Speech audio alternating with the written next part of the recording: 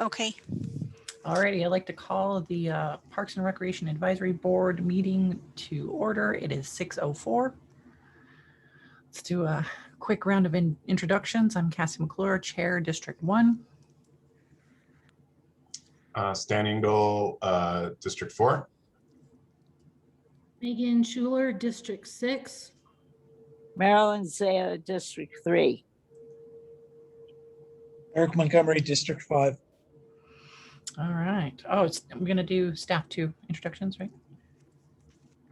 Just Madam Chair, members of the board, Hazel, on my screen, it says we're still in a practice session. Has the webinar started? No. Same with mine.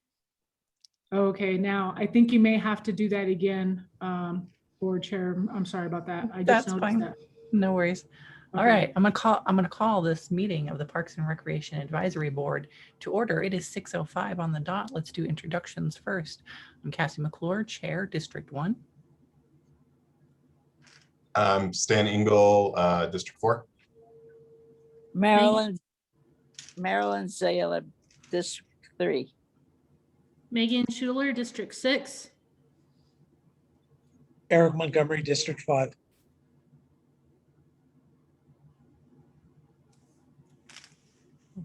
Do we want to do introductions for staff too? Hazel, go ahead. Hazel Nevada is recording secretary. Franco. Good evening, Franco Granillo, Parks Administrator. Phil. Phil Katnack, Recreation Administrator. Kathy. Kathy Matthews, Landscape Architect. Sonia Delgado, Director, Parks and Recreation. All right, let's go into conflict of interest. Does any member of the board or staff have any known conflict of interest with any item of the agenda? None. None. Seeing none, let's move on to the approval of the agenda. Like a motion for the approval of tonight's agenda. Madam Chairman, this is Megan, District 6. I move that we approve the agenda. Do I have a second? Second. I'll let This is Eric Eric. have it. All right, let's we do a roll call on this one. How do we see the agenda? I can send you, well, can I? I don't know if I can. Send you it via chat? No, there's no way, huh? I'll have Hazel share it in just a moment. Hazel, can you call the roll?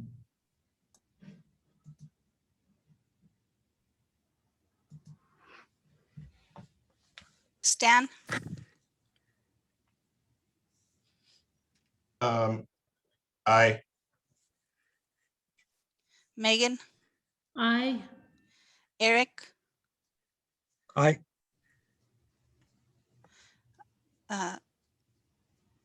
Cassie, Aye. And Marilyn. Marilyn. Well, Marilyn couldn't see the agenda, so I'm here. do you approve the agenda though? I didn't get a copy. Hazel, can you share it on your screen? Yeah, I'm gonna have to go try to pull it on another tab. Hold on.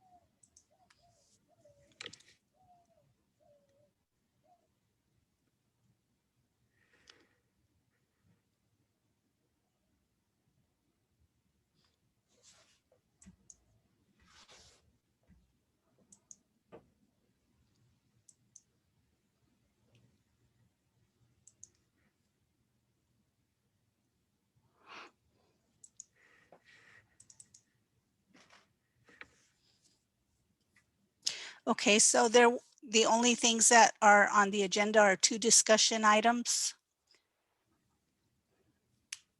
which is the reopening of leagues and associations by Franco Granillo and the Parks and Recreation projects by Kathy Matthews.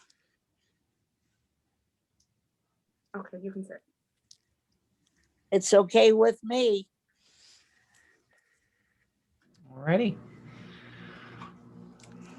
Let's go on to the approval of minutes, which I've got a little bit of a boondoggle because we're going to be correcting pre-approved minutes. So we're going to have to retract the February 18th approval, the approval of the February 18th minutes. And Hazel's going to help me out a little bit on the two changes that need to be made. So for an amended motion, there's going to be a date issue and a sentence removal that had carried over from our previous set of Oh. minutes. Okay, so the motion that we are going to be retracting was that Ms. Schuler moved to approve the minutes of the February 18th, 2021 Parks and Recreation Advisory Board meeting, seconded by Mr. Engel. The motion carried unanimously. She had previously mentioned that there was some corrections, but we weren't aware that it was actually the February 18th minutes that needed the corrections, and that's what was approved. So what the February 18th minutes said was under introductions, there was a sentence that was carried forward from the previous month's minutes, which was Ms. McClear welcomed Mr. Jeff Thompson as the newest board member and said introductions would be done at the regular Parks and Recreation Advisory Board meeting on January 21st, 2021. So that actually needs to just be removed from the minutes. And then the second correction was that under section 4, approval of minutes, Mr. Thompson had moved to approve the minutes of January 21, 2021 as amended, seconded by Ms. Schuler, but the minutes actually said the date of November 19th. So we just need to correct the date to say January 21. So can I get a motion to retract? The previous approval. Oh yes, the previous approval of the February 18th. No rush, y'all. Madam Chairman, I move that we retract the previous approval for the minutes let me start over. I move that we retract the approval of the February 18th minutes. Do I have a second? Kenneth, Marilyn Zayler, Okay, roll call, Hazel. Stan, Aye. Megan, Aye. Eric, Aye. Marilyn, aye. and Cassie. Aye. Okay, now I'm going to need another motion to approve with the amendments that Hazel mentioned, retracting the sentence and changing the date. Yeah, that's that. Of the February 18th, sorry.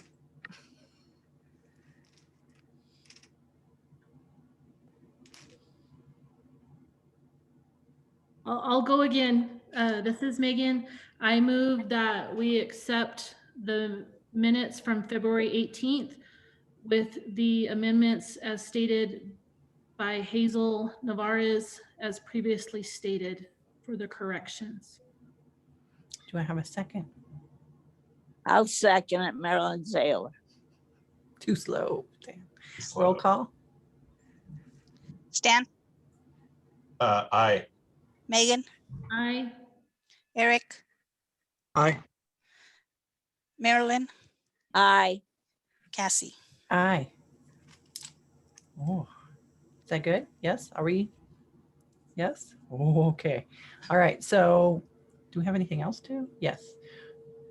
Yes. We're now we did all of that. So we're good on complete minutes, right? No. No. Now we need to approve the minutes of March of last month. Madam That's Chair, what that is. Okay. All right. Now I see it. Yes. Yes. Go ahead. I move to approve the minutes from our last meeting on March. 18th. From March 18. 18th, 2021. Have a second. Madam Chair, this is Standing Eagle District 4. I second the motion. Roll call. Stan, Aye. Megan, Aye. Eric, Aye. Marilyn, Aye. Cassie. Aye. Okay, that carries. All righty. Good show, team. Let's do this. All right, now we're going on to 5, public participation. Do we have anybody that would like to participate? Yes, we did have a request from Mr. Gregory Shervanik. Okay. Welcome. Whenever you're ready. I'm ready. Thank you. Thank you, board. Good evening.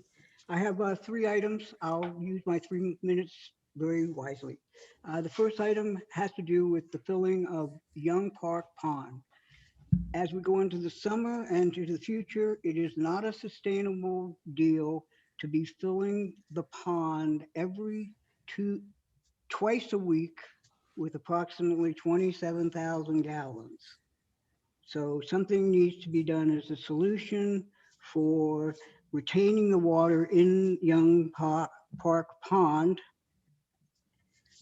The second item is that I am requesting that the board look into finding, buying, and purchasing a motorized gate valve with the Water Smart grant and budget that has been approved by the board that totals out to $340,000.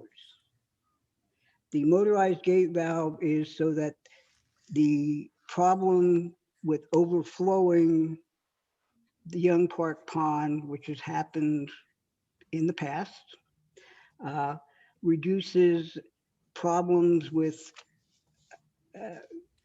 water running down Colorado, certain items being degraded, and of course the pond being filled greater than the capacity, because some of the gates that are manual that are in the pond actually go back into the sewer system. So we're just putting water into the pond and running it down into the sewer.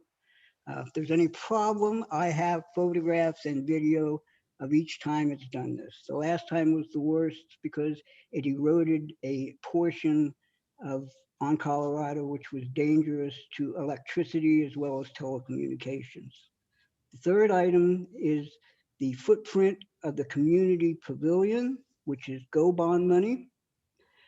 It has now been reduced from a 32-foot pad to a 20-foot pad.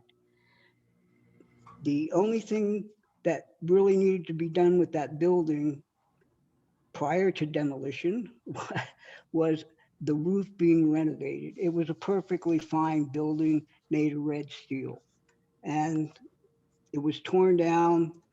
I contacted Ms. McClure, the chair, who asked Sonia, who contacted me.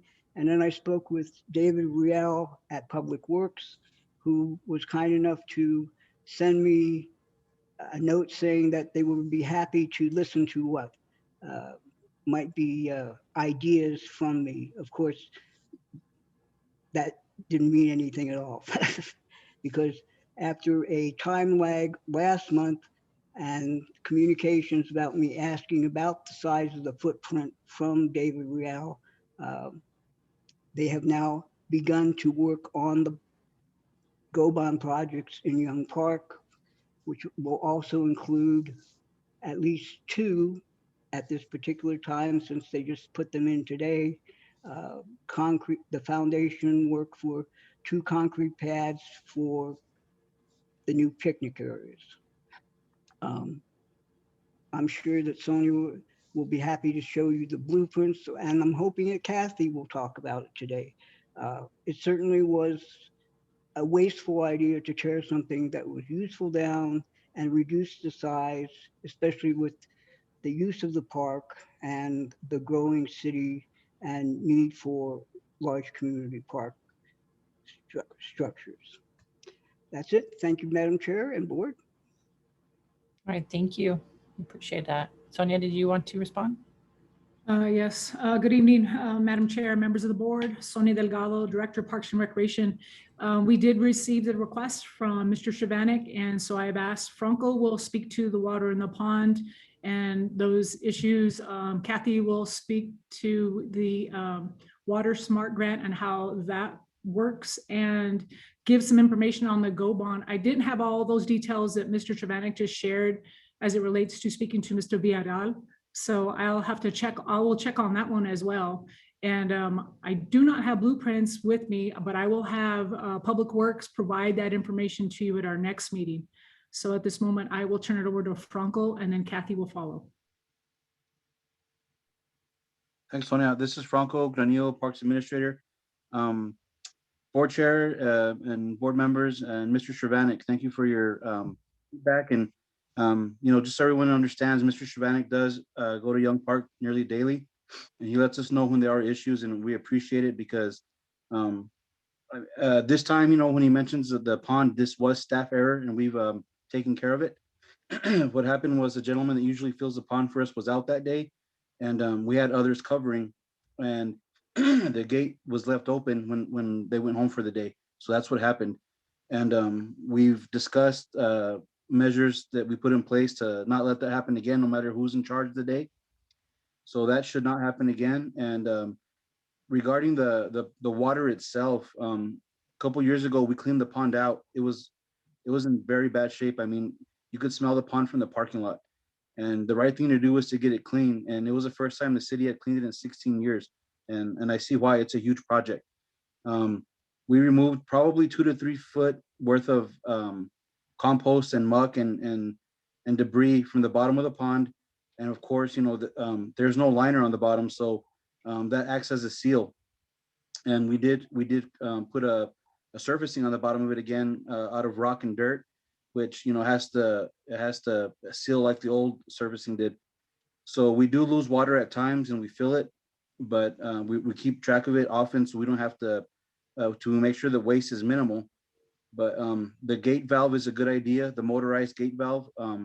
It's a big expense. It wasn't part of the Water Smart grant. I'll let Kathy touch on that a little bit, but we'll look to see if we can add it to it.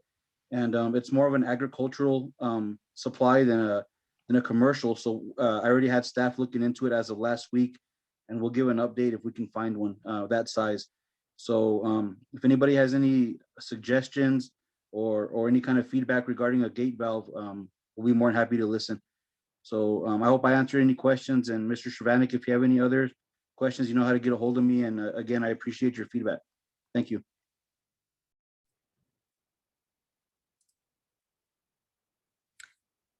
So this is Kathy Matthews. I can touch on a couple points. The Water Smart grants, we currently have one. I guess I didn't understand the question when it was presented, so I have some different information. The Water Smart grant that we currently have is already allocated for making efficiency improvements in irrigation systems here at Hadley, including the last step, and that is to install 2 pumps to improve the water pressure at Soldados and at Apodaca Park. We have currently applied for another grant, and that's to also make improvements in the irrigation systems in various and sundry parks. That application has been submitted, and so it might be a difficult kind of process to change that application to a different scope of work. There are other opportunities to get the Water Smart grant, and so maybe that is a source of funding for the motorized gate valve, as Mr. Shavanik suggests, but that would likely have to be in future years since the grant for this year has already been submitted, the grant application. Regarding the group picnic shelter, the pavilion at Young Park, I do actually receive this morning the construction documents, and I can share those with you.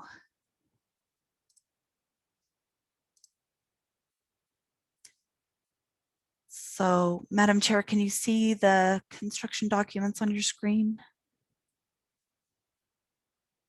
Yes. Okay, thank you.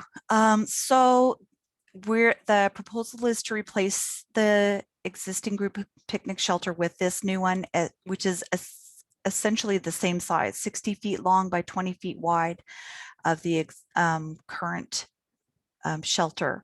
So, and this is a structure that fits within our budget and fits within the size parameters of the concrete pad that exists. So the demolition of the current decrepit group picnic shelter will not result in no picnic shelter. It will be replaced with this one, which is steel hip roof, hip corrugated roof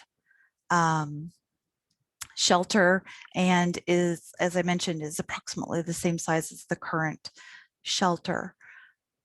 And so those are the best documents that I have currently for that shelter, and I hope that's sufficient. If not, please let me know and I can see what I can do to get something different.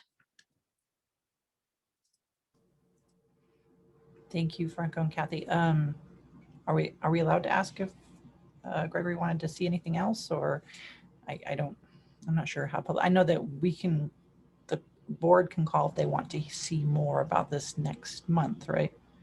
Yes, if you have any questions about anything we presented, Madam Chair, members of the board, Sonia Delgado, Director, Parks and Recreation.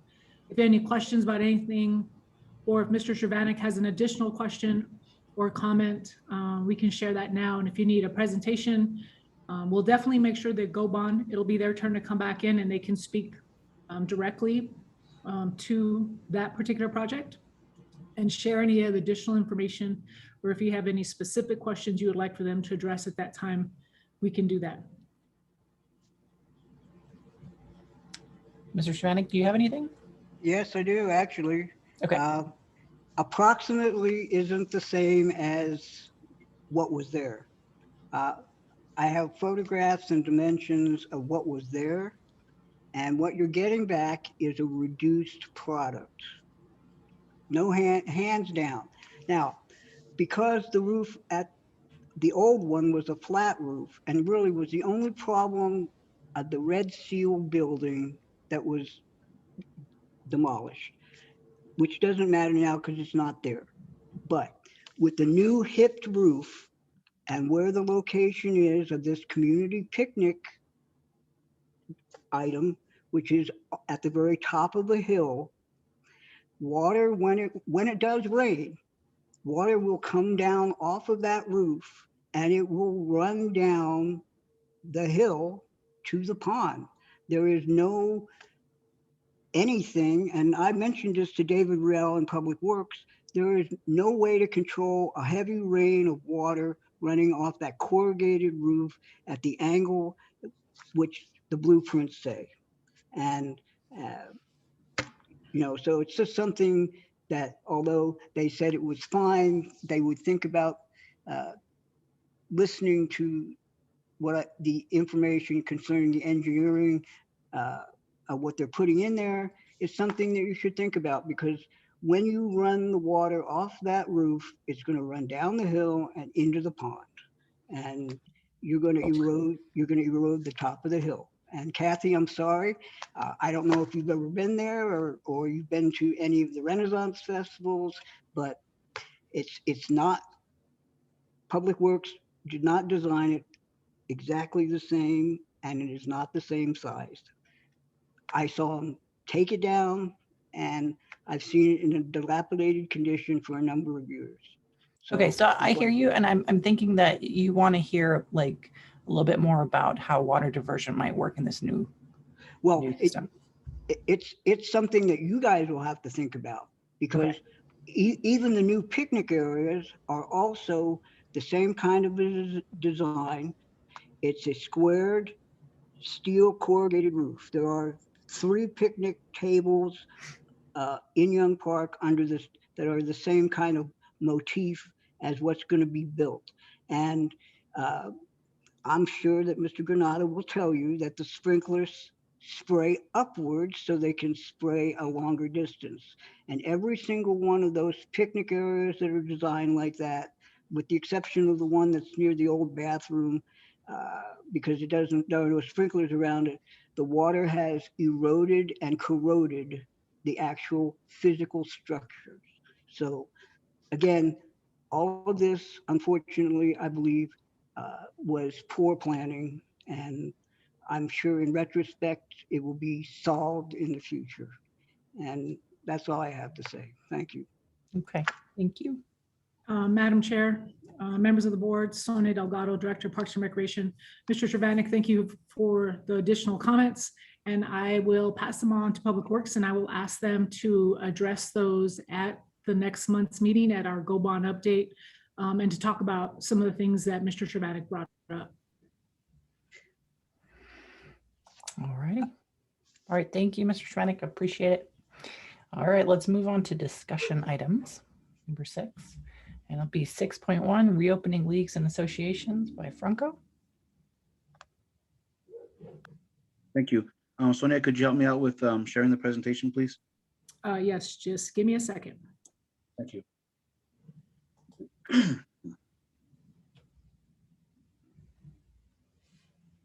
Let me know if you can see the screen, and when you're ready, Franco, just let me know when to advance. Okay, I can see it. And board chair and board members, Franco Granillo, Parks Administrator. The reason it's titled Return to Play is, you know, these meetings that we had with the leagues, it was made to get the dialogue going so we can get everybody back on the fields at a safe pace with COVID safe planning. So that's the meaning of the title. Sonia, if you can go to the next slide, please.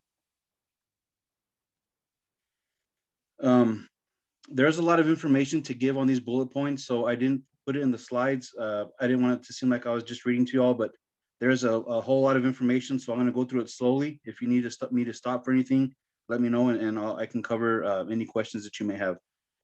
So the first bullet mentions communication process, and it was a lengthy communication process. What we did was we sent an email on 3/24 to initiate the reopening process. We asked that organizations have a COVID safe return plan and they'd be ready to discuss during the individual meetings, which we scheduled through another email that was sent out on 3/26.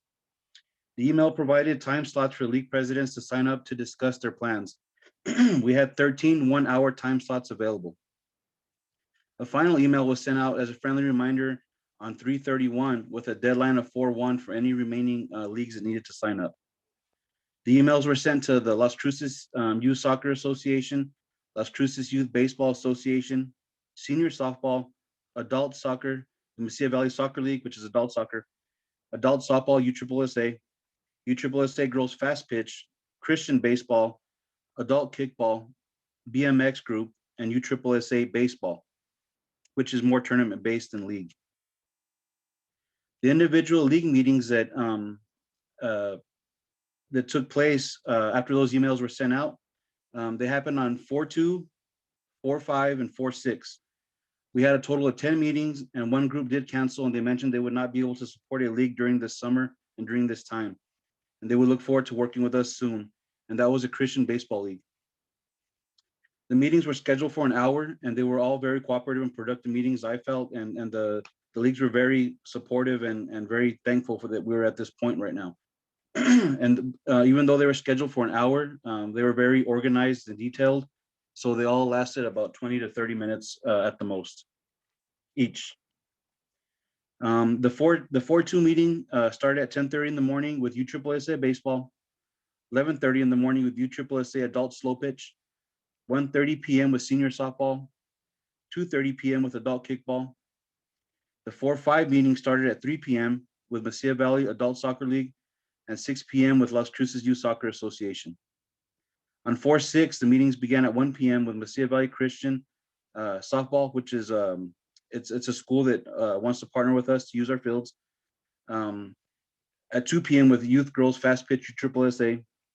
5 p.m. the Christian Baseball League canceled, and 6 p.m. Las Cruces Youth Baseball Association had their individual meeting with us. The meeting attendees were the presidents from each of the leagues that I mentioned previously, who responded to our emails, and of course, Rudy Trevino, Parks Athletics Manager, Renee Armijo, our administrative assistant, and of course, I was in the meetings as well, Franco Granillo. In order to make it to the April 7th meeting, you had to attend one of these individual meetings. And all the leagues that I did mention did reach out to us and attend the April 7th meeting. And there was also Parks and Rec board members as well, Cassie McClure, Jeff Thompson, and Eric Montgomery. Our staff that attended the meeting was Sonia Delgado, Rudy Trevino, Phil Katnack, Judy Barella, Wilfred Martinez, myself, and Renee Armijo. The agenda items for those, the agenda items for the April 7th meeting included our introduction, an introduction of staff and the Parks Board members and the league presidents. We also discussed recap of guidelines and why we are following the NMAA New Mexico Activities Association guidelines, and we discussed the COVID. We discussed COVID planning regarding the checklist that we put in place during our individual meetings. We also discussed a process for COVID cases that were identified on the field or prior. And what we had discussed was any participant or coach or staff member of a league would suspend play for their league or team and player for 10 days. NMAA did mention that if they come back with a negative test prior, that they can get back on the field. So that's one of the discussion points we'll continue to have, but we will continue to follow NMAA guidelines up until anything changes.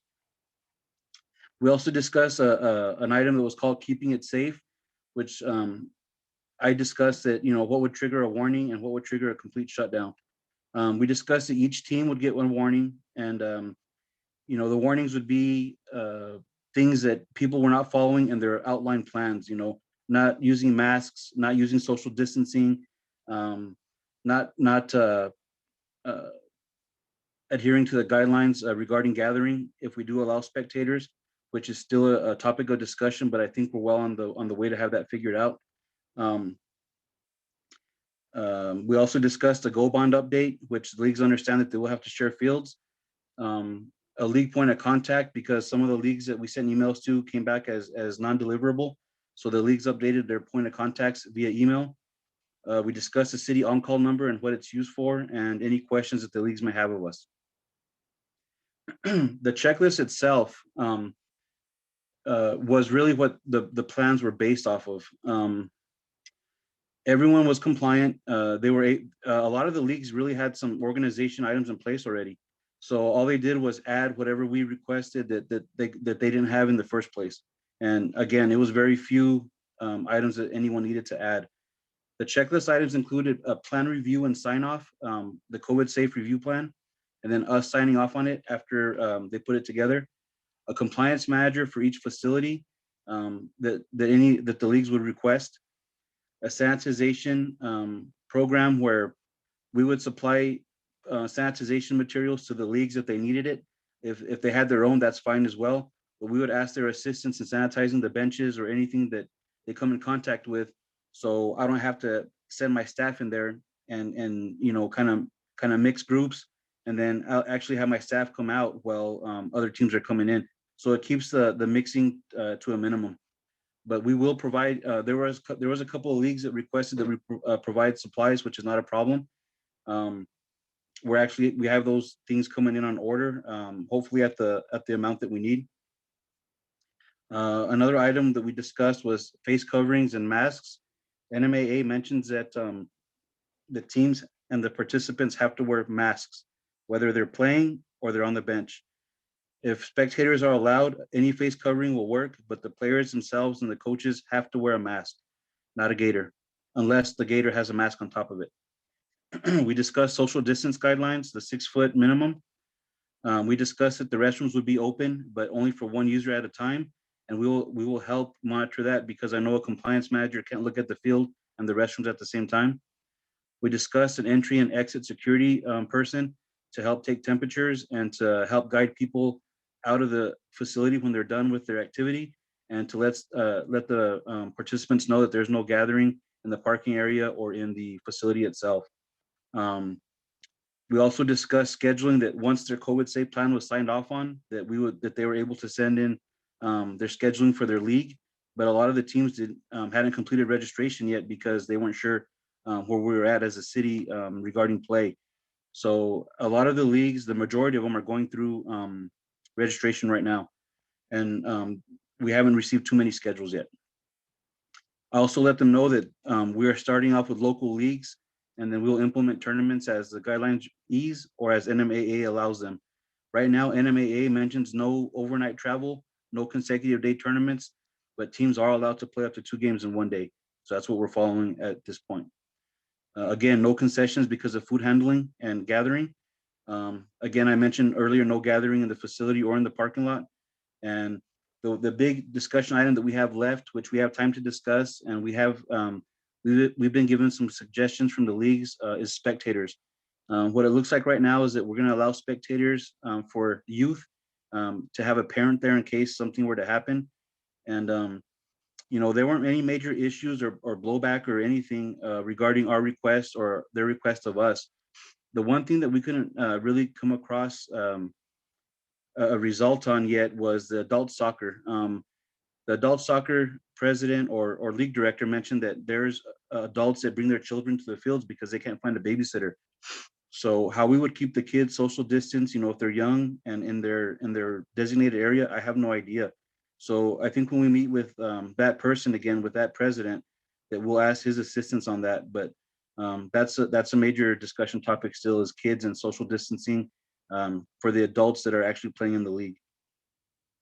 But overall, everyone was very cooperative and supportive of the guidelines. I mean, it was just nice to get back in touch with those people, and they did a very good job submitting their plans and discussing things with us. That will take me into the plan review. All the leagues who participated in the April 7th meeting submitted their COVID safe plans. Park staff, which included me, Renee, Rudy, and his 2 leads, who are going to man a lot of this, reviewed the plans on Monday, 4/12, and we approved them all. There was a couple little notes that we needed to add to the plans, but again, they were very uniform and very clear, and they did a good job submitting their plans. So now all the leagues that attended those meetings are able to start submitting their schedules. But again, like I mentioned, some of them aren't ready for that. They're still going through registration. Our next steps would be, of course, field prep, which our fields are still maintained. Staff never stopped maintaining them just because we were closed. And the field prep really depends on the schedules that are submitted. We have similar groups like our USSSA Fast Pitch Girls Softball, the LCYBA, which is youth baseball, and we also have the Mesilla Valley Christian School, who wants to use our fields. All of them, of course, are swinging bats and hitting balls. It's very similar sport. So we discussed with those organizations that we would not be able to satisfy a schedule that came in that requested all those fields. We're going to have to share fields. We're going to have different dimensions in every complex. And we're looking at having a permanent setup for a little while because we're down a couple complexes due to Go Bond, but they're on their way to opening. Hardy's got about 3 to 4 weeks left. Paz has about 6 weeks left. So at this time, MAG is really the only thing we have open for the baseball type sport. And they're aware that they're going to have to share fields, and it's really not possible for us to change dimensions every day and still drag water in line to get the fields prepared. So we did let the leagues know that they're going to have a setup, maybe a couple fields per league. And then as things open up, we can switch days. We can send people to different facilities. We can send baseball back to pods where it normally handles their league. So I think for the first couple of weeks, it's going to be a little bit of a chore trying to figure out how we're going to accommodate all the baseball type sports. But again, the leagues are well aware and have been for 2 years that this field sharing was around the corner, and we're here. But luckily, again, the fields are Go Bond's going very well on Hadley. It's going pretty smooth, knock on wood. So we should see all of our fields up to speed within the next 6 weeks. That's really what I have all the way through next steps. Sonia, if you can go through to slide number 3, please.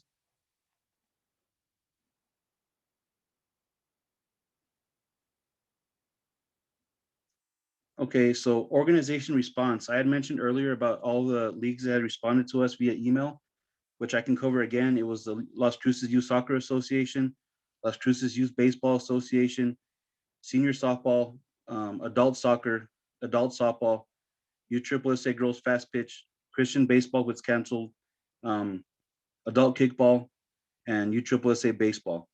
There were two other organizations that we also discussed field use with because we have an agreement with them that still stands.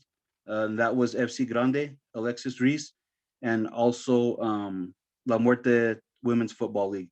We're also in contact and working with them to get their schedules in place, and they have submitted COVID safe protocols, just like all the other leagues did. We have a couple of organizations that still need to complete the process, and it was because they either reached out to us after the deadline, or they didn't. They're new to the setup, and that would be the NMSU soccer group. They responded after the deadline, so we're going to reach out to them once our plans in place regarding field use, so we can offer them some options and let them know what's available. Same with another gentleman who reached out to the mayor. He hadn't had field space from us before, but he wanted to go through the process. We set up a meeting time with him, but he did not respond in time, so we're going to reach out to that individual as well. A group that hadn't requested field space of us before either, that wants to provide flag football for youth, I believe. And another group, another soccer group that has reached out to us in the past, but they didn't make the deadline. We will reach out to them as well once the schedules are submitted, so we can offer some options in field space. Other than that, that's really what I have. If anybody has any questions, I'd like to hear what they are. Thank you, Franco. Does anyone have questions for him? If you're nodding, I may not be able to see you. Seeing none, I will thank you, Franco, and we'll move on to the next bit. Thank you. All right, let's go to 6.2, Parks and Rec projects with Kathy. Thank you very much, Madam Chair. I will share my screen. Let's see. I hope it's this one. There we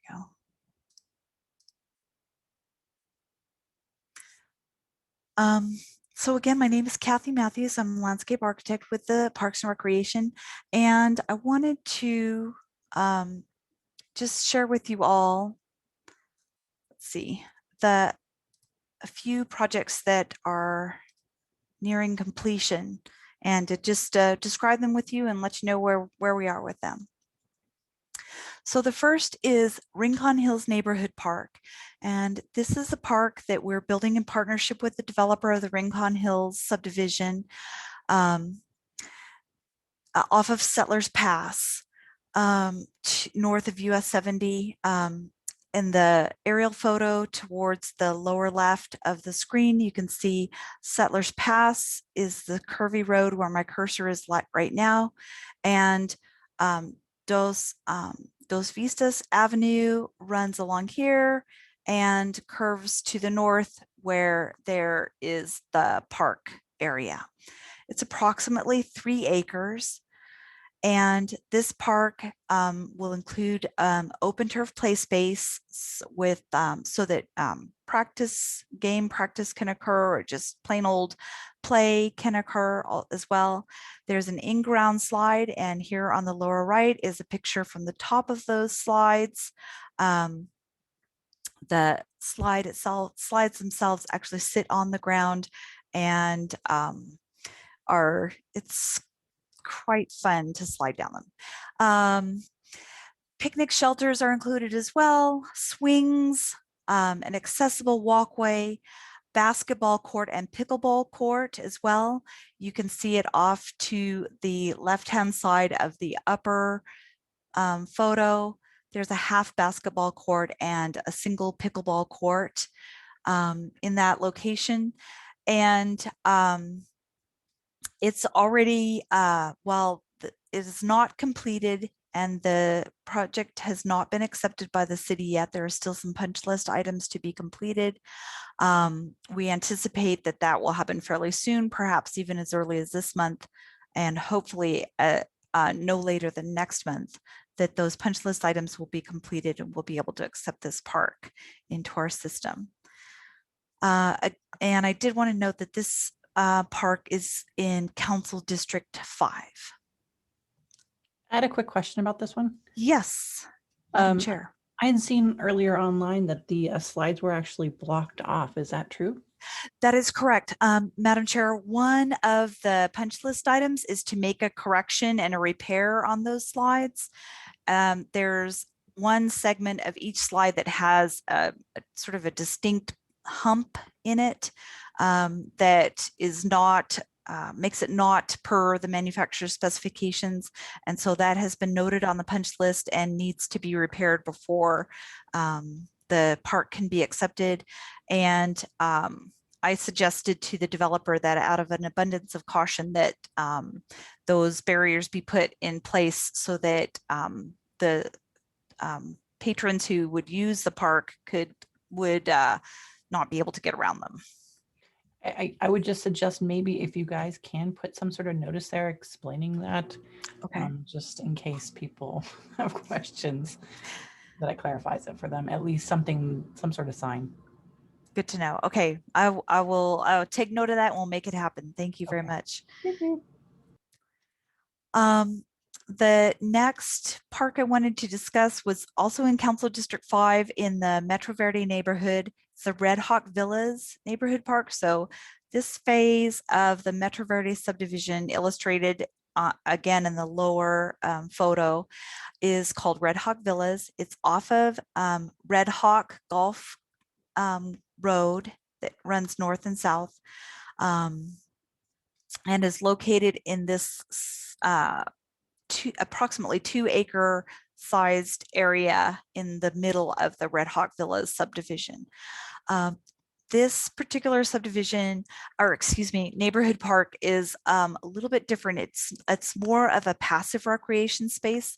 It will have the plaza that you can see illustrated in this photo in the upper right, which has a sort of a nautilus kind of shape, a spiraling nautilus kind of shape. The concrete has been stained various shades of tan and brown to give it some attractive qualities, and it's surrounded by concrete benches that form the edge of a planter area that surround the central plaza.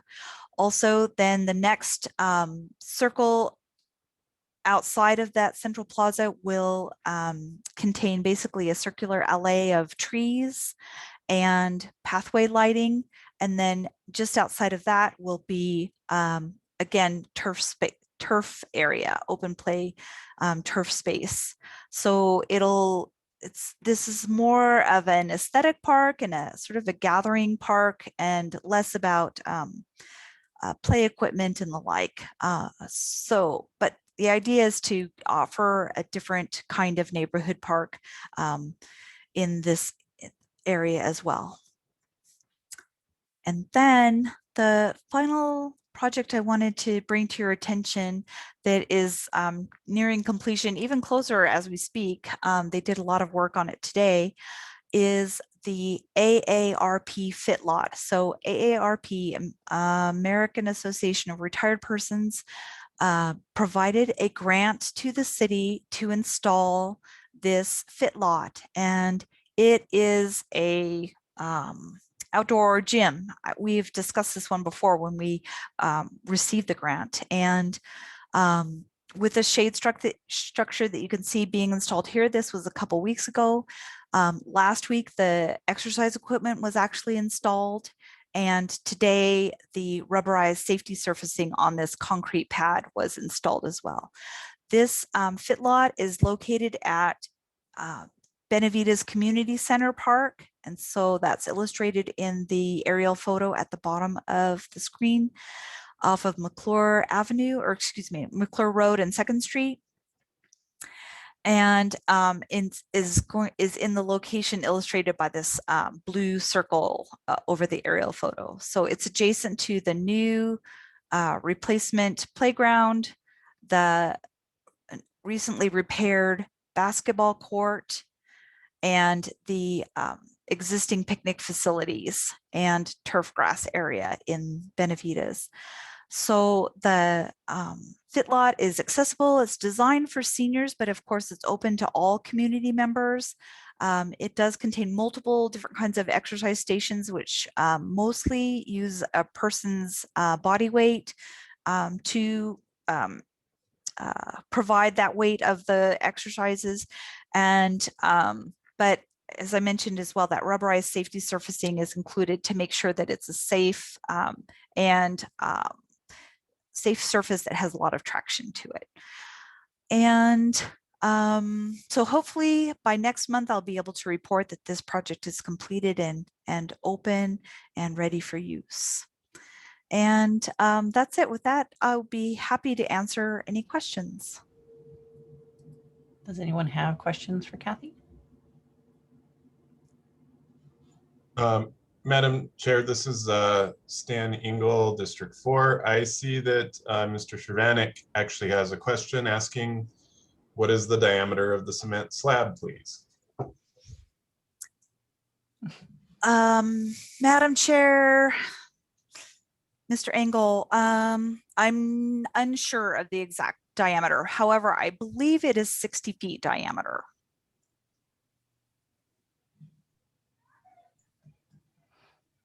Okay, any other questions?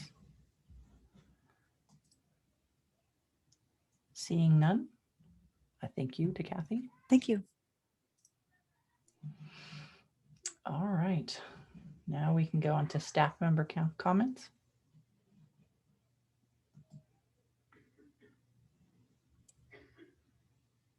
I'm sorry, Madam Chair, you wanted the staff to go first? Yes? Yes. Okay, I'm sorry. Franco, you want to go? Sure, I'll go. Actually, my only comment for this evening was going to be the league update. So I actually did a presentation for it, so I have no comments tonight. Thank you. Okay. Thank you. Phil? Good afternoon, Madam Chair, board members. I have a few updates from my section, and I'm also going to give an update for youth services since Robert wasn't able to make it tonight. But for the recreation section, we've put up a couple of news releases and set dates for our sports activities to start beginning again. We're beginning with outdoor 6-on-6 sand volleyball. There will be no spectators. We're following all the same rules as the leagues are going to follow and NMAA. And we're also looking to do a scaled down kind of youth basketball league. And it's going to be a 4-week program where they work in pods, and just similar to my son just finished high school soccer, and they work in pods for a few weeks and then go to competition. Everything will be very COVID safe again. It's going to be a limited program, $20 for a 4-week session. Registration actually begins on Monday. We have a virtual marathon going on. The first week is complete, and a group of 50, their first week, they did over 450 miles. So that's a good start to the marathon for their first week. They got to do 26 miles in 6 weeks. And it's just something to get people moving. It's not for the avid runner or the people that work out daily, but it's for people to get moving again. And it's a great program. 50 people, 450 miles is a good deal to start with.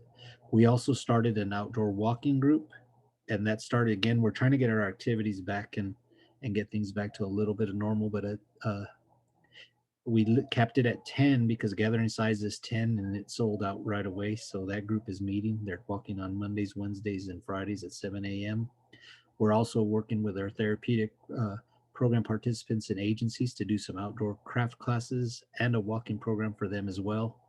We have videos going galore. We just did a 21 show virtual concert series at the Rio Grande Theater. we started posting them this week with the Abe Mack Band out of El Paso, and tomorrow we're going to post a concert by Dazaki Shanura, the young man who participated in American Idol. And those can be seen. The link will be on our Facebook. And we also have a web page for Music in the Park, and it's on the City of Las Cruces Vimeo. So we post them off the City of Las Cruces Facebook and the Parks and Rec.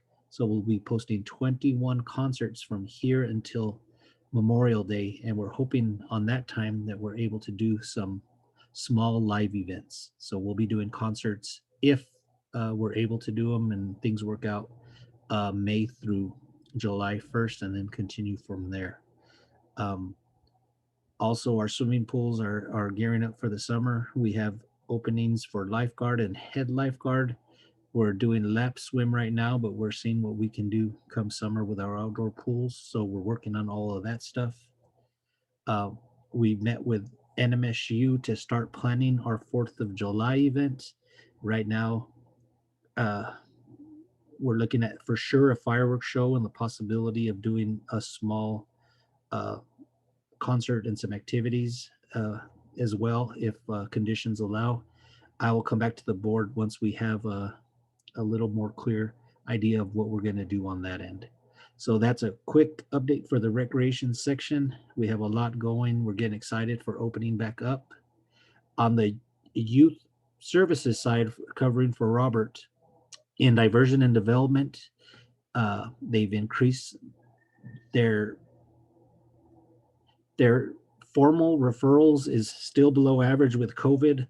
So they're changing the way they're doing stuff, and it's not going to be just for referrals for kids who are in trouble, but they're also reaching out and doing some programming for teens as a whole and doing some life skills and some mentoring and all that stuff. It's a change in the program, but it's a change in how they're going to start doing their activities and kind of reformat that program so it's more than just a diversion program. Keep Las Cruces Beautiful. This weekend is the Great American Cleanup. They have 10 roll-offs throughout the community. They have on our Facebook page all the locations. I don't have that right in front of me, but 10 locations, and people are able to pick up supplies at Young Park on that day from Mr. James Woods. Team Up to Clean Up will be back in May and June at various council districts, and they're setting that up still. They're working on spending their budget for out of school time and getting back ready for the summer. They are back in the schools, and with the limited ability to be in the schools, they had the opportunity to work at 25%. So they had 90 spots that they could have filled. They're at 42. So it's been a slow getting back into the after school program. I know a lot of families have kind of worked out what they were going to do for the school year, and with it starting so late, they're working through the end of the school year and see what happens for the summer. At Safe Haven, they have 30 people signed up in their after school program, and the teen program right now has 22 participants. And dinners are still being served. And then I have a note from Robert to tell Ms. Zahler that he said hello. So that's our report from youth services in the recreation section. Thank you guys very much. And if anybody has any questions, I'd be happy to answer. Thank you, Phil, and for covering for Robert. Kathy. Madam Chair, we continue to work on projects and special projects, and including the skate park renovation. That's one we're getting fairly close on, determining a contractor for the design build contract of the skate park renovation. We're at the point where we are checking references right now. It's taken a little while. Not everybody is in the office, and so it's kind of difficult to get references, but we anticipate having that contract probably sometime in May. Also, the Apodaca Park aquatic playground, the ORLPP grant project is making a step closer. We completed the cultural resources study for Apodaca Park that's required to get the federal funding, and the grant is a federal grant. So that we should be getting the results from the State Historic Preservation Office any day now on that cultural resources study, which then will lead us to the next step of being able to actually be offered that grant and then hopefully being able to accept that grant. I don't want to go into too much detail about all the other projects, but those are a couple more highlights of projects that are moving forward. And I hope to be able to give you real updates about actual work that's occurring on those very soon. But we're on the cusp of taking action on quite a number of projects, and those are a couple of the highlights. So thank you very much. Thank you, Kathy. Hazel, do you have any updates? No, I do not. Thank you. Madam Chair, members of the board, Sonia Delgado, Director, Parks and Recreation, just a couple of items. I really do want to say thank you to the Parks and Recreation team. They have been fantastic trying to help the community with vaccine registrations, doing the vaccine events, making sure people had food, getting food boxes, delivering meals, those types of things, and in anticipation of getting us back to a different kind of normal, I will say.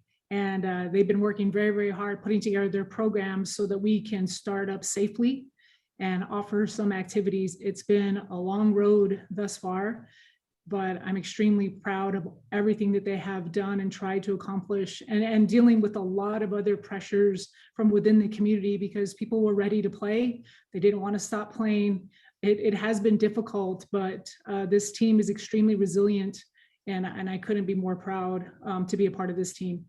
And I'd also like to say that, I don't know if Phil mentioned it, I may have missed it, but he's also working on an Open Streets Initiative program that will bring activities to certain neighborhoods. And we're going to try and hit a couple here pretty soon. We're going to see how this goes. But on top of the other things that they're doing, we're a little stretched right now, but we are working towards that. So I just want to say thank you to the entire team. And thank you, board members, for hanging in there with us. We appreciate that. Thank you. That's all. Do we have any board member comments?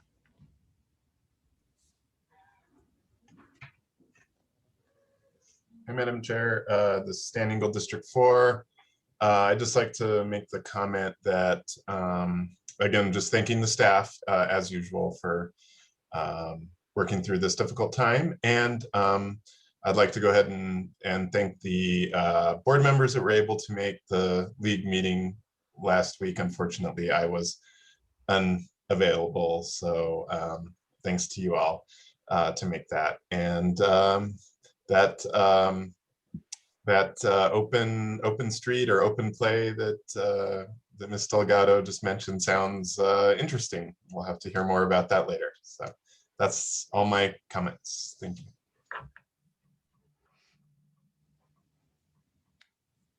We don't have Marilyn, Megan, or Eric. I'm gonna take that as a no. Nope, maybe.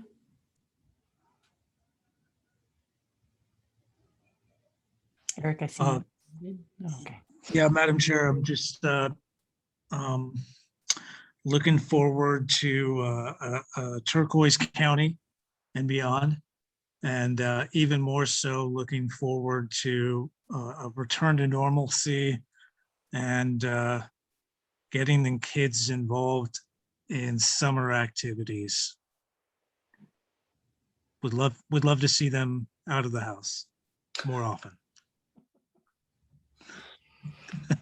As mine are losing their mind outside here. I don't know if you guys can hear, but Megan? You don't have to. I'm good, Cassie, no comments. Just thank you guys for everything. I can't iterate on Eric's behalf because I don't have kids, but I am excited to see everybody back in action and commend the Parks and Rec group for working diligently and getting everything ready for this league play and summer events. I will second that. Yeah, I think the league meeting last week went really well. So I'm thankful that it's going to start all going back up again. So I don't have anything else. But I do need a motion for adjournment. Stan, come on. Yeah, Madam Chair, Stan Ingle, District 4, I move that we adjourn the Parks and Rec Advisory Board meeting. Do I get a second? This is Eric, second. Do we have to roll call this? Yes, one more time. Let's do it. Hazel. Hazel. I was talking away. Okay. Marilyn did have to leave, but Stan, Aye. Megan, Aye. Eric, Aye. Cassie. Aye. All right, we're closed. See you next month, 7:09. Bye, everybody. Everyone. Thank you, everyone. Adios. You have a good evening.